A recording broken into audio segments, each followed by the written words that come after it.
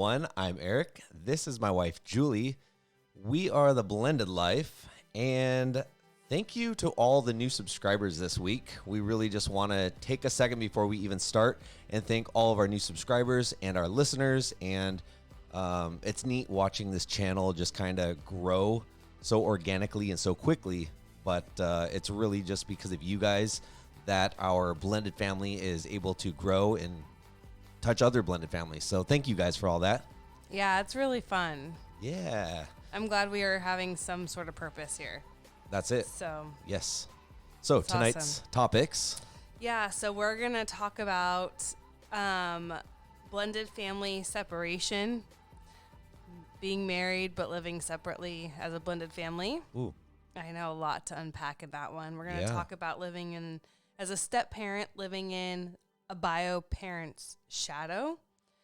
That is something that I think a lot of us step parents out there can kind of relate to.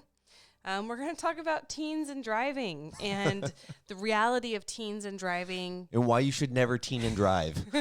But the reality of your teen being a driver and living between two homes. Okay. There's a lot to deal with there. And then if we get to it, because it seems we never get to all of everything. Right. We're going to talk about the effects of not caring. Yes. Okay. I think people, and I'm guilty of it too, distance themselves and turn off that switch of caring to protect even a spouse, to protect drama, to just shut down any potential issues. So, but there's an effect of that. So I would like to talk about that if we could have time. Okay, cool. If not. All right, where are we going to start at then? Oh my gosh. Here we go, people. Well, you wanted to start with the heavy hitting topic first. Yes. And I actually got permission to read this to you all before I went ahead. Hey, Chris. Hey, Jessica. So, I always talk about we have a Blended Life support group on Facebook. If you are new and this is your first podcast episode, or you're catching up and jumping ahead, if you're on Facebook and you're part of a blended family in any regard, even if you're a grandparent, you're welcome. So I didn't hear anyone say thank you. Well, you're welcome to join and be a part of our Facebook group. It's helpful because it's everyone's opinions. It's not just mine, but everyone can help each other out and offer different perspectives and points of view and give you guys something to think about, because there's so many times I'm reading posts on our support group and people are giving me like a whole new way to approach a situation that I never would have thought of. And it's really neat just to feel like you're supported, like people understand what you're going through, because it can be pretty isolating. Yeah. So I got permission, but I'm not going to say names. I'm going to do my best not to say names. But here's what one of our group members wrote in. She said, "Hello, I have been married for a year and a half. My husband has 2 kids, a son and daughter, and I also have 2 kids, a son and daughter. I am posting because I need help. What do you do when your husband blocks you on Facebook for no legitimate reason?" I'm going to read the whole thing, and then we can go through like question by question. Then we'll unpack it. But let me get through it. All right. Because I'm like, I could dive in right now. Yes. We had a huge fight this weekend, mainly because his son and my son can't get along. He left, took his kids to a hotel, and then blocked me on Facebook the next day. I think he blocked me just to hurt me and to gain a little more control over the situation. He also suggested that we stay married but live separately while we are raising kids. That's 9 more years. What is that? I don't even know what to think right now. He's not acting like the person I married. I feel like I can't be me. I can't say or do anything right, and I'm not allowed to have any feelings over any of this. If I cry, he says I'm overly emotional. If I talk, he thinks I'm arguing or disagreeing. If I'm quiet, He thinks I am mad, moody, or always tired. It is really hard for me to fake happy when I feel like my world is falling apart. How do I act when he is home when these things really bother me? What do I say to him? I am losing myself in this process, and I am just a shell of who I used to be. I'm scared to talk to him because it always turns into an argument. This reminds me of one of our earlier podcast sessions called We Need Therapy. But really, though, I mean, that's the first step. Like, coming from my point of view, like, you guys aren't on the same page about a lot of this. And it sounds like there's some tit for tat things going on. So therapy, right, number one could be your marriage's best friend. And that's just the surface of it without like diving into this right away. Would you agree? I think therapy is helpful. What I've learned about therapy, though, and I think that in order for therapy to work, both people have to be present. They have to show up. So that could be a struggle here. But then it's not only showing up, like you have to really be open to doing the work, open to having the hard conversations, open to your spouse's truth, which might really hurt or you might really disagree with. Therapy is, I think, there's been times that I've wanted to just walk away from therapy because I'm like, I'm just throwing money at this and it's just going nowhere. Like, what is the point? Even if I'm not willing to do the work, like I can sit in therapy all day long and cry and bitch and moan and complain and whatever, but or an hour at a time. For 1 hour.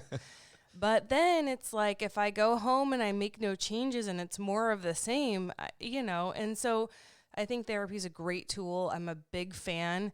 But if you're going to go into marriage counseling or marriage therapy and both people aren't in the same like committed space, not that you can't get there, maybe it's a step to get there. Right. But I think a lot of relationships crumble in marriage counseling because you really start to see that one person's in it and one person simply is not. And it really just highlights everything. And you just have to kind of hold on to the hope that the other person wants the same thing as you do. Yeah. No, I absolutely. don't know. So I don't know if that's a good first step. I think that they need. Hi, Michael. Hi, Jessica. We have other followers. Hey, everyone. Yeah. So I love therapy. I think it's a great place to go, but I also caution people that if you have two willing participants, it's amazing. Yeah. We do it kind of just for fun now. Do we? Yeah, well, kind of, but we always find something. Is it fun? No, never. It's not fun at all. It's work, though, but it's also work that helps us with our marriage. Like, we went to therapy earlier today, and it was because we were like, haven't we been need in to weeks. schedule as soon as possible again. Yeah, but you know what? Like, going there, I'm like, what are we even going to talk about today? Like, things have been great, which is Dude, never I have so much talk about every fucking time I walk in that door. But then that is like the crux of why we need Julie therapy. shows up. Yeah, because you're like, everything's fucking unicorns and rainbows. So we're just gonna have that podcast now. I'm just gonna leave this button on and just leave it here. Okay, here we go. Yeah, and I'm like, let's talk about real life. She hasn't even drank tonight. Anyways. Yet. Yeah. I thought about bringing down the Stella Rosa. Going back to... But let's deal with this, not us. Yes, thank you. So him going and staying at a hotel, like that's like, I'm out of here, blocking her on Facebook. Can we just go through this and talk about point by point? Okay, yeah. Whatever you would like, dear. Thanks. That's better. Because that's what we said we were doing. That's what I said we were doing. I said I do, yes. You said I you said do. I do whatever you want me to, yes. Dude, I agreed. You guys yes. heard this. It's on camera. Yes, we episode, I don't know, 34 or I need 35. to, like, wherever we are. Put this on repeat. Yes. Anyway, okay, so first thing she starts off with, which is like kind of funny because it's the most... Telling. No, it's just when you bring a problem to the table, it's like the most like stupid thing to lead with. Not that this is stupid, but that the first thing, like her first thing is that what do you do when your husband blocks you on Facebook? Like that is what she's leading with.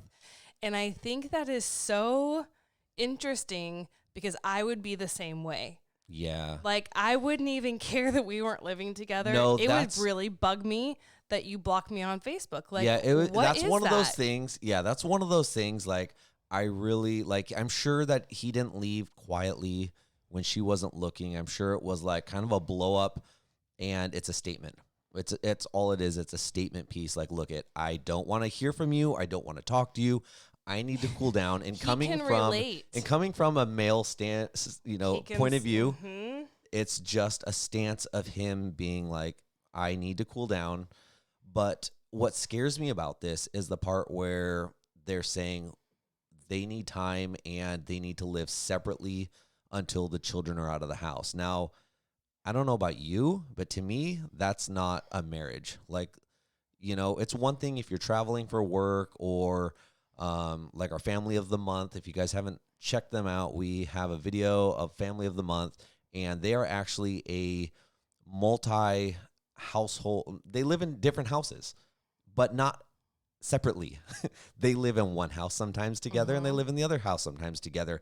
And sometimes dad's at work here and mom's at work here, but they always come back together, and they're always a family. And anytime that they can get under the same roof living together, they cherish those moments. Now, saying we're going to get married, or we are married, but I don't like your kids, you don't like my kids. Well, let's just live in our own separate places until the kids are gone, and then we'll live together. Like, that's not marriage. Like, marriage is working out that hard stuff together. It totally is. And sometimes you're going to dislike one kid or one spouse and vice versa, but it's working through those hard things that make your relationship stronger, that teaches your kids. And that's the big deal here, is teaching your kids when things get hard, you don't just pack your bags and leave. You show up, you deal with it, and you're there for the family. Yeah. Well, the Facebook thing, going back to that, I think is super childish. I think that women especially want a protector, want a strong man generally. Okay, I know there's people who prey on the weak, but I think women, That's why I keep my mouth shut usually. women really seek like a protector, a safe place, a strong man, and when you act like a little bitch Wow. and do stuff like that, it's count like men want respect and then they act like that and wonder why women talk to them a certain way or are frustrated or distant or moody or emotional, and it's just like, well, you started this. So do you know, I thought like the list was going to keep going. well, the fact that you have to pee on something and make a statement, how about make a statement to your wife's face? How about being like, hey, well, you pee I on don't it. want to talk right now. Like, give me space, like a grown-up adult would say, but Yeah.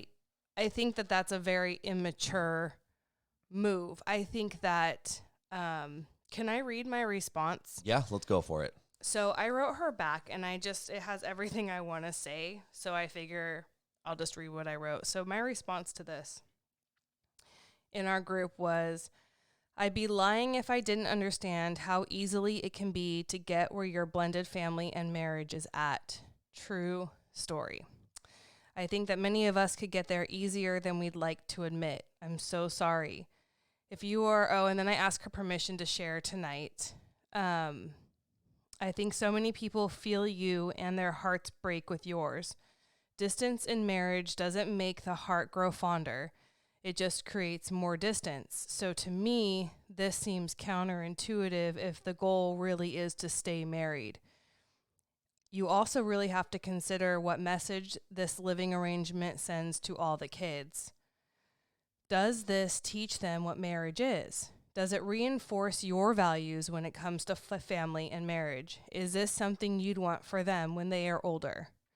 I just posted this on our Instagram story. Whatever your marriage looks like is what your kids will think marriage is. I believe that wholeheartedly. In fact, this is a huge reason why my children's father and I got divorced.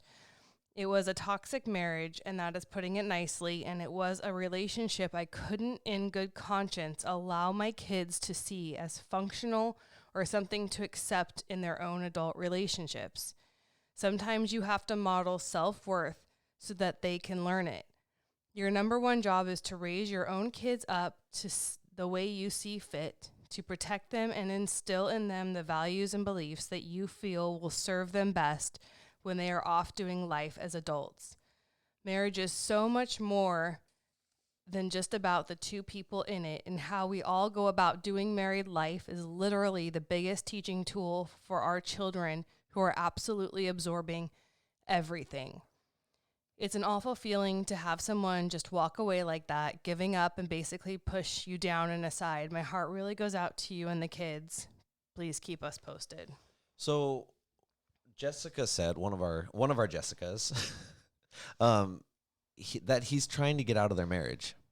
And I think from the outside looking in, like, that's kind of a quick, like, yeah, but I think the listener, the viewer, needs to have that conversation with him and be like, hey, well, first of all, say, I'm not all right with this. I'm not all right with this behavior, and spell out your reasons why. Like, it needs to be a one-on-one conversation. Maybe you and him go to your place and have a conversation. Like, this needs to be talked about.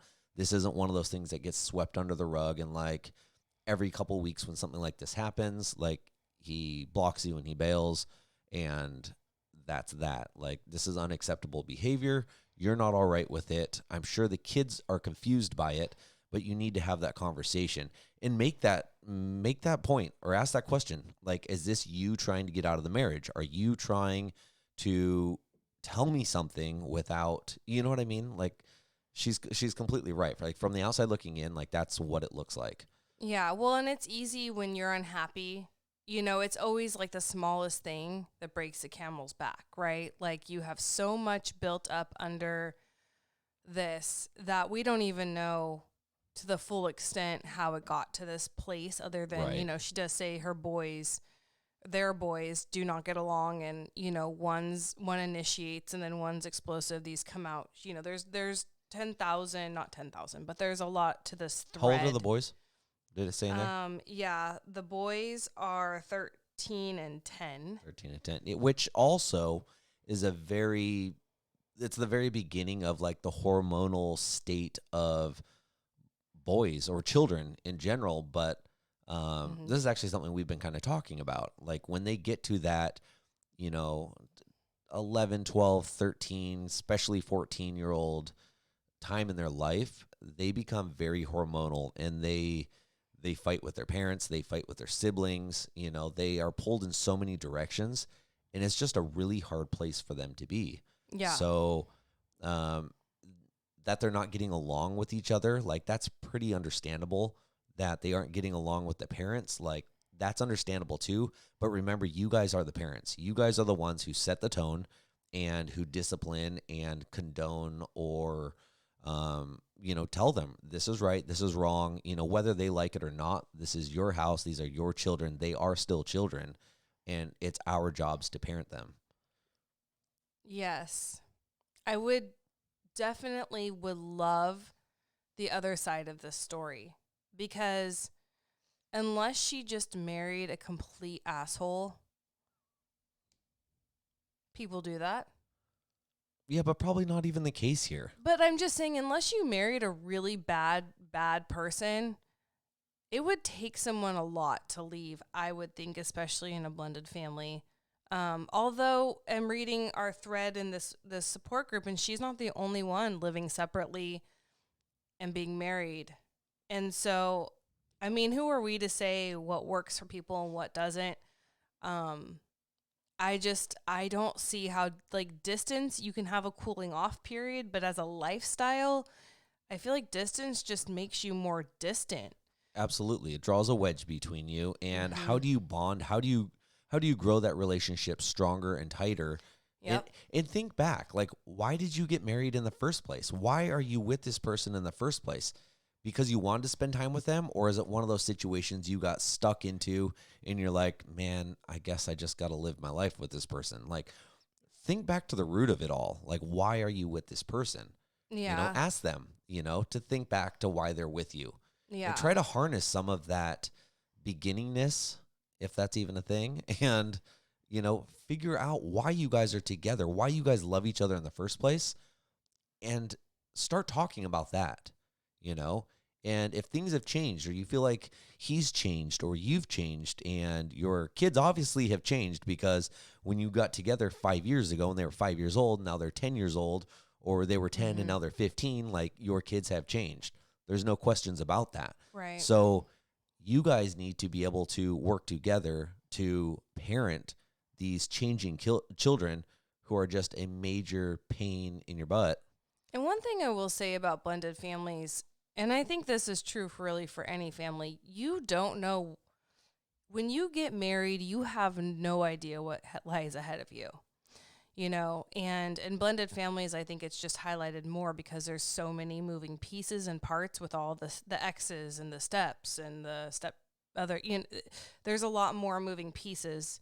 But I think that we can't discount that the situations we face in our blended families that we can't predict when we get married takes a toll, right? And it does affect you and it does change you. When you go through something, you don't come out the other side the same person. Right. You might be a little bit jaded. You might be a little bit bitter. You might be a little bit more guarded. You might have learned an important lesson that actually makes you a better person. But they're all life lessons. Right. But I mean, you aren't going to be the same people as a blended family that you were at the beginning. Because it does evolve and situations change everything. And kids really can. I mean, this is a perfect example, and we talk about it a lot here, is that kids can definitely come between a marriage if you let them. It's not uncommon. We're in a situation right now where we could let kids come between our marriage, and we have been for a while. Like, our kids definitely, like, just to attest to that and what they're doing. Like, our kids totally could draw a wedge between us, and they have tried in times, and it's something that unless it happens to you, you're like, I don't see that ever happening, but it's a real thing. Yeah. It's completely a real thing, and I'm sure most of you can give a thumbs up for that because like, it's a real thing. Well, also, and I think about the situation, and for me, if we decided to ever live apart, I think that for me, I would rather just rip the Band-Aid off and get through it, because how awkward is it to come back together? Yeah, but like, who all gets this to time keep the dogs apart, at that point? Well, I'm just saying Did though, you say like, roll? could you imagine, like, they do this and they're living separately, and what their kids are probably happy because they've won. Yeah, the kids have now won. The kids now have control. Elated. They're king of the hill. Right. Kids are elated. Everything's better. Because it's easier. They have what they want. They have their parent to themselves again, and they don't have to deal with the stepchildren, because all children, steps are not, bicker. Which, mind you, also, if kids are getting their way and stuff like this is also teaching kids the basics of manipulation. That if you cause enough problem, or you cause enough chaos, or it teaches them to manipulate the situation. Well, it gives them power that they shouldn't have. It's false power. Well, it's power equal to you as a parent, or above you. It's the same thing about being your kid's best friend. It makes them an equal, and that's not good for them. Right. As much as it might be, fun, it isn't in their best interest. And this kind of thing too, I totally agree. It teaches them to manipulate and to win by hurting others, and that tearing apart families is a win. And I don't necessarily, I know we come from divorce, most of us, and we come from a torn family, and so people might look at me and be like, "Whoa, aren't you a fucking hypocrite?" Right? But I still, you just threw the button out the window. It's worthless. But it doesn't mean that you can't, because you're divorced, you can't believe in marriage still. And because you're divorced, you don't have values, and you don't know somebody's path that they had to go on in their divorce. So moving forward, I think that the lessons that the kids are picking up from all of this should be more important than any parents like issues at this point. Right. Yeah. And unless it's like a life-threatening situation or an abusive situation, like put more effort into this. Yeah. Oh my God. But can you seriously imagine having to move back in together?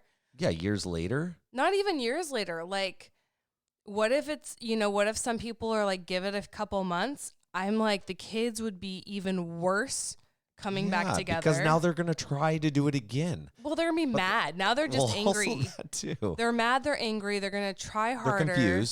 They're confused. And it would be so awkward to look at your spouse and be like, we allowed this, or you allowed this, or like, how do you rebuild that trust? There's a lot more work that has to be done moving out to move back in than if you could just stick it out and stay in. There's just so much wasted energy involved in that. You know what? Like, if you're in this situation right now, or you're contemplating this situation right now, like, stop, go look in the mirror in the bathroom and be like, is this really, like, truly? Take your clothes off first. Turn your phone on. Turn around and bend over? What? Oh my gosh. Turn your phone on, flip it to selfie mode, look yourself in the eye and be like, is this really what I want for my life? Like, people need to stop crying wolf and running away and just really face it. Like, is this what I want? And if this is what you want, like you said, rip the Band-Aid off and like take that step. And like, this is, you open that door, you go through it, you close it behind you, like no walking through that door and coming back and forth. It's like, not, it's it's not just, good it's for hurtful. anyone. It's hurtful to the marriage. It's hurtful for you. It's hurtful for you and everyone around you. And it just needs to stop. Like, divorce rate is 70% failure rate in a second marriage.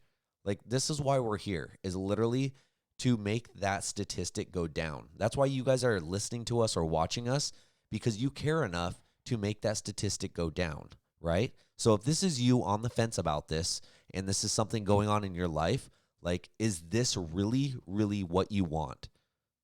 Like, think about it. Yeah.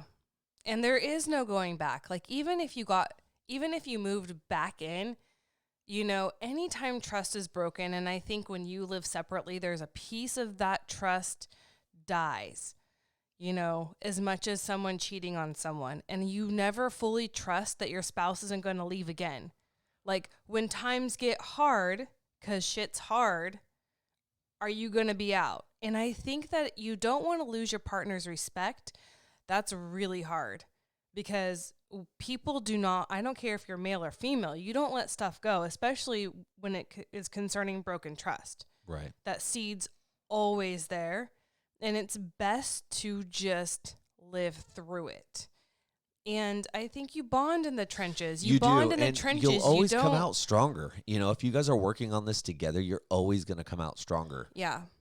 And if not you, like maybe the other person, someone's going to come out stronger, and it's only going to help your marriage. Yeah. And I feel like I do need to address, and why I shared with her kind of my story from my marriage. I think that if you're in a situation that is not good for your kids, I think that needs to matter, and you guys heard what I wrote to her about my previous marriage, but it matters what your kids see, and we are our kids' first and best and most important teacher as parents.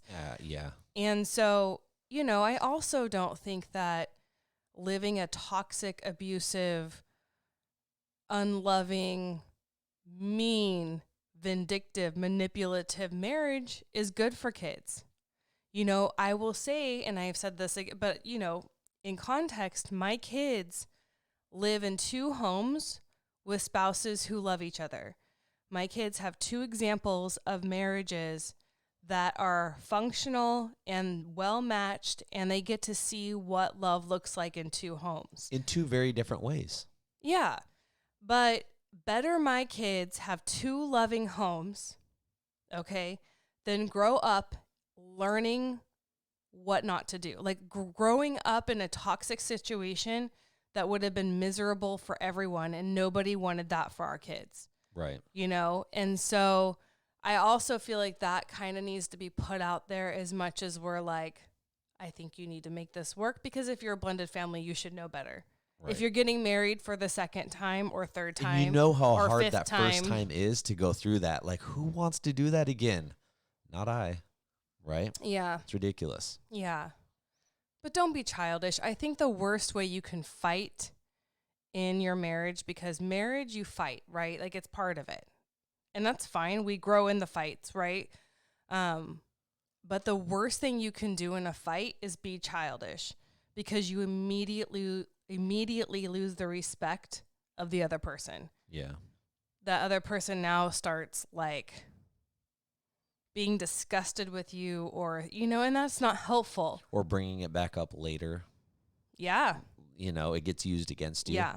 Oh, God. Always. Don't give anything to anyone that can be used against you later. Right. Yeah. Story of my life. Your life. Anyway, so are we good with this? Is there anything else you want to discuss more? No. Fight for your marriages, people. Fight for your marriages. So she does ask, though, we didn't really talk about this, how do I act when he is home? Okay, first of all, actually, no, there's so much more to say. Okay, so I have felt like this, and I yes. would say you have too. Yes. I feel like it can't be me. Yes. I can't say or do anything right. I'm not allowed to have any feelings over any of this. If I cry, he says I'm overly emotional or crazy. If I talk, he thinks I'm arguing or disagreeing or crazy. If I'm quiet, he thinks I'm mad, moody, or always tired or crazy. I think I'm this adding is what the crazies, but I think that this is something that I really resonate with. Yes, I feel like I think this is often. what triggered me to therapy. Like, go to therapy, because it's an even playing field. You have a referee, and you get put in your place. They penalize you. They're like, nope. They blow the whistle on you. You know, and they put you in the penalty box. Should and we they give tell you, can we bring our therapist a whistle next time? That'd be so funny. I have one Can of my we hockey do bag. that? I could give her. Oh my God, I want to hear a whistle. I have a whistle. Here's a little side story real quick. There was one referee that was so bad. Hockey, right? Hockey. Well, yes. Well, you know, some people don't know you as intimately as I do. No, in golf. Yes. So the referee, it was so bad that one night after the game, I went on Amazon and I ordered a penis whistle and was going to write his name on it and just randomly drop it in middle of play somewhere. And then no matter what, someone's going to find that whistle in middle of play and they're going to pick it up and it's going to have the rest name on it and everyone's going to laugh. However, the ref never came back after we chirped him and he's gone now. Everyone, my husband, the most mature man in the world, has a penis whistle in his hockey bag.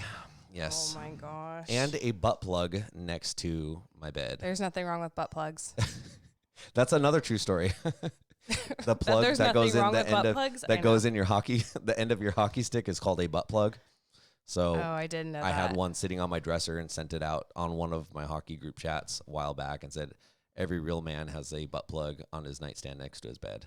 Amen. And it was for my hockey. It was for my hockey stick, obviously. Aww. Anyways, blended life butt plugs coming to a store near you. Okay, but wait. Plug, yes. Why doesn't it work when I press it? Because you have to have the magic touch. Oh gosh, you're gonna blow out the eardrums. What's that have to do with anything? Well, you can say things and I can't. Like, I again, didn't curse at all. I'm saying hockey gear. What are you talking about? Yeah, penis. Wow. Is a penis hockey gear? No, I learned about penises in like 4th grade and Oh dear God. Okay, so I want to validate her feeling like she can't win. Like no matter what she does, quiet, crying, like it doesn't matter. And I think that we all feel like that, like just helpless, like we don't know how to act. We're walking on eggshells. Everything is taken wrong. And when you see your wife crying, she just wants a hug. She doesn't want to be called crazy. You know? But that's all you want to call her sometimes when she's acting crazy. Like, I get it. But we all just shut down in our own ways, some better than others. But it's still a form of sweeping that under the rug. It still needs to be addressed. It still needs to be talked about. And you guys need to work it out one way or another. But it needs to be worked out when the kids aren't around, when you have more than 5 minutes. before you need to walk out the door and go to work. You need to set aside, 30 minutes, an hour, a whole evening, whatever it may be, with no one else around, no phones. One of you don't have Facebook anymore, so get off Facebook, get off Instagram, put your phones down, put them away, and have the conversation. Yeah. But what is like, how is she supposed to act? That's our question too. Like when he's in the state, because here's the thing, when somebody else is, if somebody's done, they're kind of done and you can't really change that. So you have to go into it understanding that you're probably not going to change their state of mind. All you can do is behave in a way that honors you, that honors your marriage, and that honors your family. So anytime you don't know how to act, think before you talk, check in with your physical emotions, right? Your facial expressions. But don't let it become a sarcastic thing. No, you have to honor. Is what you're going to say next going to honor your marriage or honor your family? Right. But if they're anything like you are, like you wear your heart on your sleeve, and if you are like, I'm shut down and I'm only going to give you answers that are what you want to hear or are sarcastic or whatever they may be, that's just more fuel for that fight. So what does a woman do? Talk to us, a woman, man. A man, anyone. Just, you know what? If you need to take 5 minutes, let them know. Let me take 5 minutes real quick. Think about all the good things that are going to make it better and come in and talk about it without accusing, without, throwing out sarcasm, and really it's the biggest time in our lives, to find maturity, really though. Well, I am not rolling my eyes. I am looking sideways. There's a sarcastically. Difference. Well, I'm just shocked. This is awesome to hear, but I'm just shocked to hear it. Says you. It's something I work on quite often. Me too. And I feel like you have too. Well, one thing, and I was going to write a blog on this, so maybe I will, because I think it's it's kind of controversial.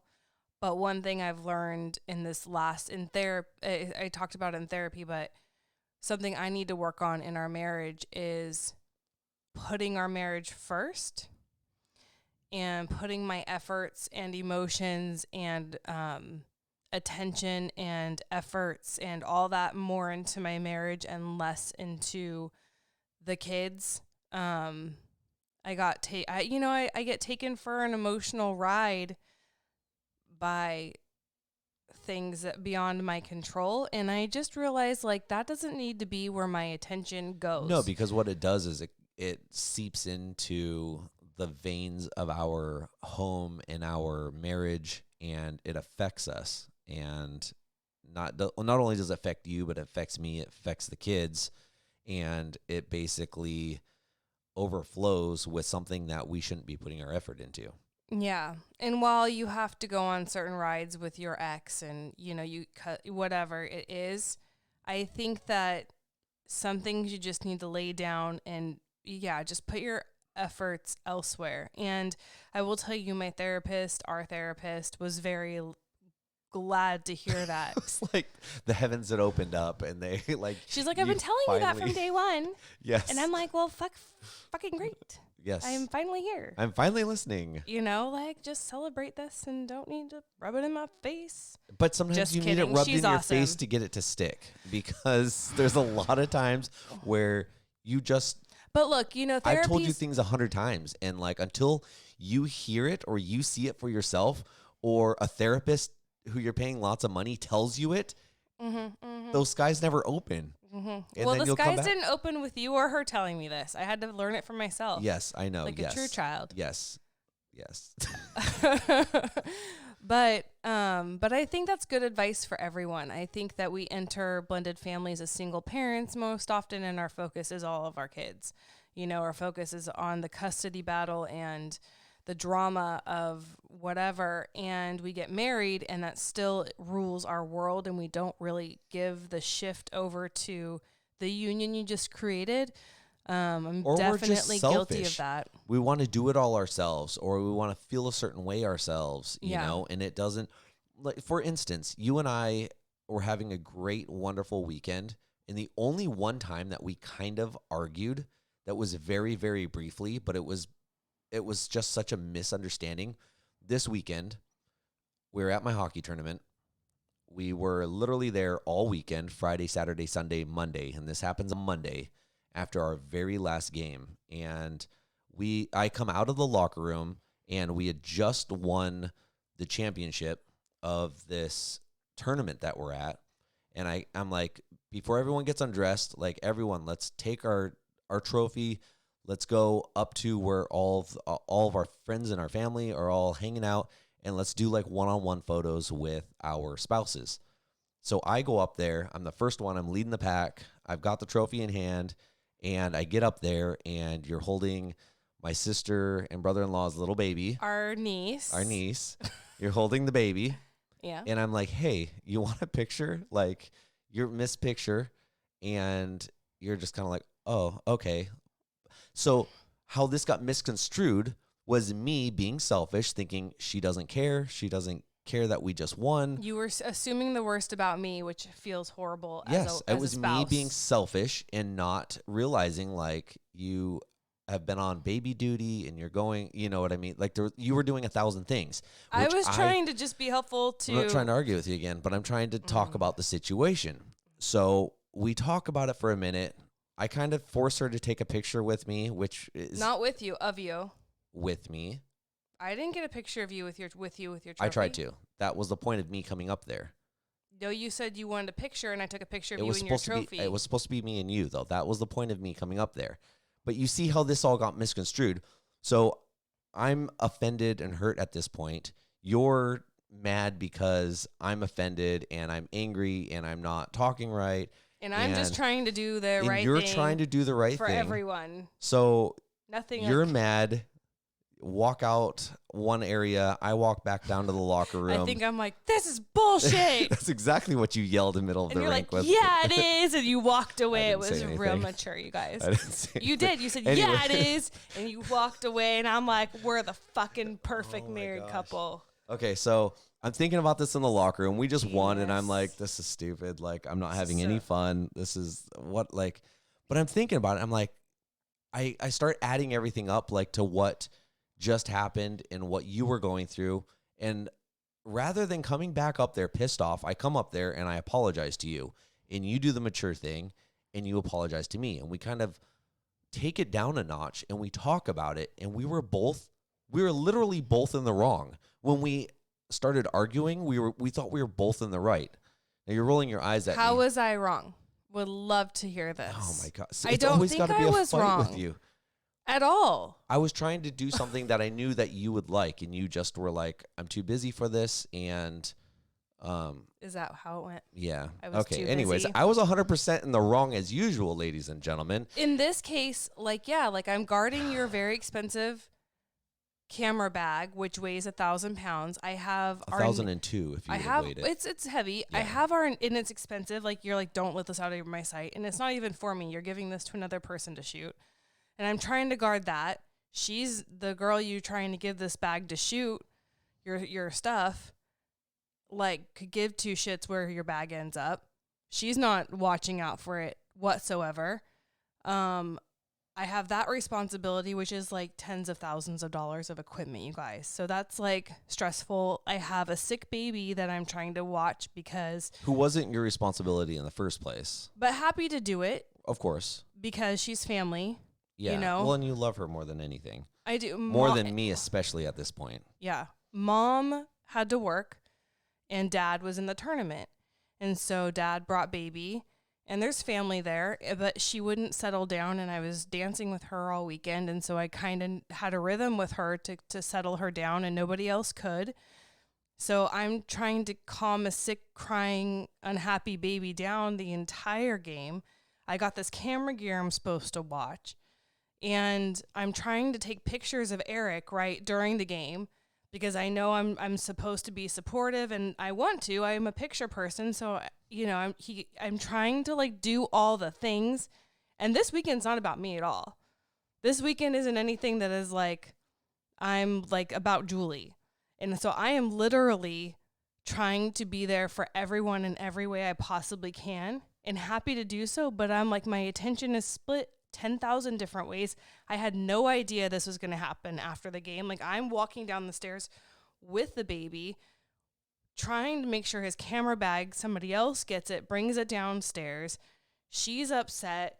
Family member, like, my purse is somewhere. I don't know where the hell my purse went at this point. Like, you know, my wallet. And so there was just like a lot going on. And so for him, and it's like his sister's kid, which I love in my family too, but like, and I'm sitting there like, and he's giving me shit. Because this is... And I'm like, okay, I am literally here for you all weekend, doing whatever you want, here for your family, like doing whatever they want. And I'm just like, I'm so sorry. Yeah, what threw me off about it is I came up there, I walked past you, there was like no congratulations, there was no kiss, there was no, like, you were just like, I'm here babysitting. And I'm like, first of all, it's not you. It's not anything you ever do. And I think that's what threw me off. And second of all, I'm like, I brought everyone up here like so we can do one-on-one pictures, you know, meaning like me and you, like with someone else. I would have loved to get a picture with you, but that didn't happen because we actually did get pictures, just not with a trophy, but big deal.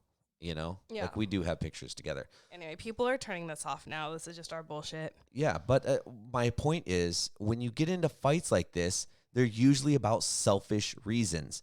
And now, I thought it was two people having their own selfish reasons. I'd come now to find out it was only one person having their selfish reasons, and you just need to come to your own senses. And yes, honey, you're always right. I'm not always right, Next but topic. in this, I'm not always right, and I am happy to admit when I'm wrong. Just kidding. Like, for just not real. right now. I'm not wrong right now. I know you're not. I know. Yes, honey. I know. Oh my sweet baby Jesus. Okay. Maybe our therapist will watch our podcast. No chance. No. No. All right. We don't pay her enough. All right. We're probably only gonna have time for one other topic. So. Thank God. Okay, so let's talk about living in the bio parent's shadow as a step parent. Okay. A lot of blended families start for a lot of reasons, and I think that death and being widowed is one of them. And so I come across this a lot in people's blended family lives from step parents. You know, there's been a situation, what prompted this topic was a stepmom is fed up because, you know, sometime into their blended family life, the bio mom passed away. And now her stepdaughter lives with them full time and is basically making her life hell. And how old's the stepdaughter? I think she's in her like 10, let's say 10. Okay. So not like teens or mid-teens or... She's not almost grown up and she's not a baby, so we'll say 10. Okay. She's a tween. Because I don't really remember, but it wasn't like she was 17, almost graduated, or right. 4, and they're in you have a long ways to go. Right. So, and I just think I think that step parents, especially when there's death, you know, extend grace. You know, I can't imagine losing my parent as a child. Whether I had a step parent or not, losing a parent as a child would be so hard and so unfair. I would be angry probably every day. I would deal with sadness. It would take a long time to get over, for sure. Yeah. Like, why, God? Like, it's unfair. I'm alone. I miss my mom. She'll never she'll never see me walk down the aisle. She'll never be there for graduation. She'll never hold my babies. And I feel like these are thoughts I would have till my dying day. And so, I think the only answer in this situation is you just have to be incredibly patient, and you have to extend an extreme amount of grace. Lots of it, yeah. And also to your spouse. If the mother of your spouse's child dies, you can't expect that not to affect your spouse. I think that's alarming for many different reasons. You know, your heart breaks for your children for sure. But then it's also really hard to lose someone who's been in your life for a long time. There's a lot of shock value, and I mean, there's so many emotions that come with it. Probably hundreds of them. Yeah. Yeah. And then having to live with your stepchild, you know, you can never measure up to the bio mom. And I think that on some level, all stepchildren or all step parents can kind of feel that way. Like kids idolize their parents, and you can never live up to the mom or dad if you're a step parent. It's not 100% true for every family, but I feel like it's a common enough issue. We could talk about it here. And this actually happened to one of my friends now that or like now that I'm like really thinking about it. oh, yeah? Yeah. One of my buddies, who I used to carpool with, Yeah. his ex-wife passed away, and their son lived with her full time up in Oregon, and then came down to live with them. And it actually it turned into a really good thing. And him and his son are very close, and the stepmom cares for the son. But I often check in, and I still do anytime I see him or around each other, you know, like, how's he doing? You know, because that can't be easy for a kid. It's one thing to be the parent in this situation, but to be the kid, like, not only are you a kid going through all these hormonal changes and just normal life, but now you're missing your parent, which is not really the normal way that life goes. Yeah. You know? No, it's super unfair. And I think that you have no choice but to white knuckle it with your stepkids. And I think that what you do need to do when you feel like you're living in the shadow of anyone else, right, is you start with self-care, because you can't control how your stepchild feels. You can't control their anger, their hurt, their disappointment. You know, you can't control that something happened, you know, but you absolutely need to make sure that you are checking in and valuing yourself, you know, surrounding yourself with good people, taking care of your body and mind and soul and spirit, you know, journaling, exercising, having a hobby. You should have an escape hobby. You know, for Eric, it's not a hotel room and deleting Facebook. It's not a hobby. But you need to have an escape, and I think that's healthy. You need a hobby away from your family, because you will need to go recharge somewhere.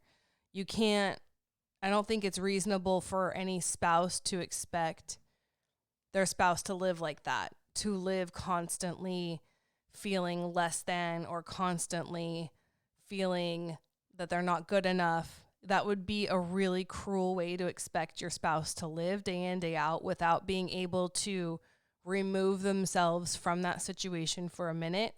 You know, maybe it's a girls' weekend once a quarter. You know, maybe. And we should encourage these things for our spouses. We should encourage them to go have that quarterly brunch that you guys do, or go to the gym, you know, or go get your nails done, or just do things that fill you up. A breath of fresh makes air. You happy. Yeah.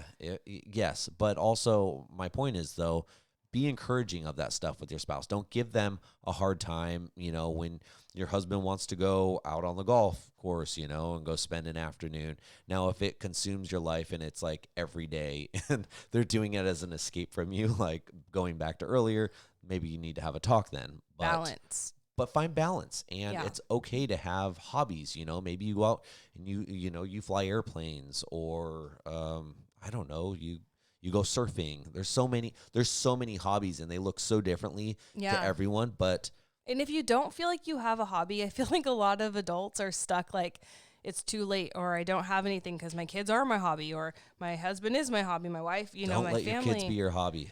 Well, but you can go learn something new. And if you go can't, find something that you can learn to do. And if you can't, this is where the time to be childish is. Go, what did I love to do as a little kid? No, really though. Like, what did I love to do as a little kid? That's not a bad idea, you know? Actually. Like, do you need to go down to the beach and skip rocks, you know, across the water? Yeah. Or, you know, do you need to go out on a nature trail and look at flowers or pick flowers?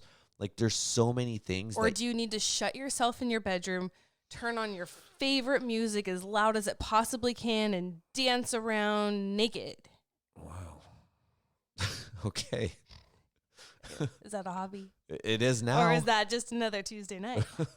Yes. You'll never know. Yeah. Anyways, this is why podcast is on Thursday night. Yeah, Tuesday nights I'm a little busy, guys. Yeah. But yeah, so grace and patience, and always try to put yourself, if there's a death especially, I feel like you need to put yourself in their shoes and just let that guide you. I mean, and talk to your spouse too. You have to also communicate to your spouse what you need. You know, if your spouse isn't a mind reader, they might see that you're hurting and they might see your frustration, but they don't know what you need. They don't know what's going to make it better. And I think that spouses get really frustrated about that. Like they see something's wrong, but they have no idea what you need. And I think that it's super important to really communicate like, hey, I am struggling, feeling like I'm living in someone's shadow. And I'm not asking you to fix it because you can't. But what I'm asking you for is just space to go refill my cup, you know, as long as it's honoring to your marriage. Go refill my cup and go recharge somewhere, and I need to be away. And I feel like if you married a good person, they should extend that grace back to you and be super grateful that you're here and present and be like, yes, go recharge. Right. And maybe your spouse needs to do the same thing. You know, maybe they absolutely do. You know. Like everyone needs that. Yeah. So, and living in the shadow of a step parent who's alive, and you are a parent that's alive and you just can't live up to. Don't do it. You don't need to. It's not a competition. So forget about the other person. And that's okay. You'll never be as good as bio mom. Well, But bio mom or bio dad should be special. Like the I grass don't not will mad at always that. be greener on the other side too, though. Just remember that. Like you're only going to hear the perks. You're always going to hear the great things, and you know, like the grass is always greener on the other side. Make your grass as green as you can. Well, and it's interesting because I live in opposite of that land, right? Like right now, my 14-year-old son, I feel like idolizes his stepmom and hates me. So I feel, you know, but I think that it works in all regards. It isn't just the step parents that feel like that. I feel like bio parents too can also feel like threatened by the step parent. You know, is the step parent better? Are they going to choose a step parent as a step parent? You know, do they love them more? Not love them more, but would they rather be with them? And I think that everyone needs to understand that we all deal with some sort of insecurity here. And our kids go through stages in life and they are going to prefer different people. This is something I'm learning. Each stage of life at each age, and gender differences also play a role in this. They're going to prefer different people as they grow up in their different stages of life. And it's not personal, it's just business, right? Like it's not to hurt you. It is natural. And I just think you got to roll with it and understand that, you know, whether you're a mom or a stepmom, whether you're a dad or a stepdad, you know, it doesn't lessen your importance or your value because your child prefers someone over you, you know, and, so I think the comparison thing is a really dangerous game, and you just need to tell yourself, like, it's just not a competition. Right. You know? Yep. And love is love, and love only grows, and it's okay for kids to love everyone and be loved by everyone. You know, that is what it's all about, and that is what we hope for all of our children. And on that note, I think just keep going. I'm not even going to stop you. I'm just going to let you keep going. Love is love. We're going to do the world's longest podcast. What's next? No, we're not even going to get to the other two. We'll have to deal with it later. Really? Dang Next week, baby. All right, you guys. Well, she's bowing out. I have to go dance naked in my room now. It's not even Tuesday yet. Well, it's been a hard week. Feels like Tuesday. A hard week. You had a rough one, I know. I haven't had a hard week, actually. It's been a good week. All right, you guys. Therapy. Thank you for tuning in. We will continue this conversation and discussion next week's. Lucky you. Yeah, Lucky and then we me. actually Lucky we us. have kind of some fun topics for next week. We came up with one. We have one fun topic Yeah, for but next it's week. it's gonna be a doozy. Is it? And we Yeah. have 2 more that we didn't even get to this week. What was the so- one we were just talking about, actually? On the way here. Oh, I'm saving that for next week. I'm Are not you? even gonna You're not even tease going to it. tell people? No. Oh, sorry. Okay, well, no. So, I want to talk about the consequences of your parents not embracing your new spouse. Oh. Okay. That wasn't even the one I was talking about, but that's a You good one. tease the one then. Nope, we have others coming too. So it's actually going to be a really dynamic podcast. I'm dying to know what we're talking about. Anyways, you guys, thanks for listening. Thanks for leaving those 5-star Dude. reviews. Subscribe if you want to hear more of our nonsense. Give thumbs up because we love your thumbs up and we love having you guys here and sharing our blended families with you guys. And it's really like what makes this 70% failure rate lower and lower and lower. So thank you guys. Yeah. We'll see you guys next time. Bye, guys.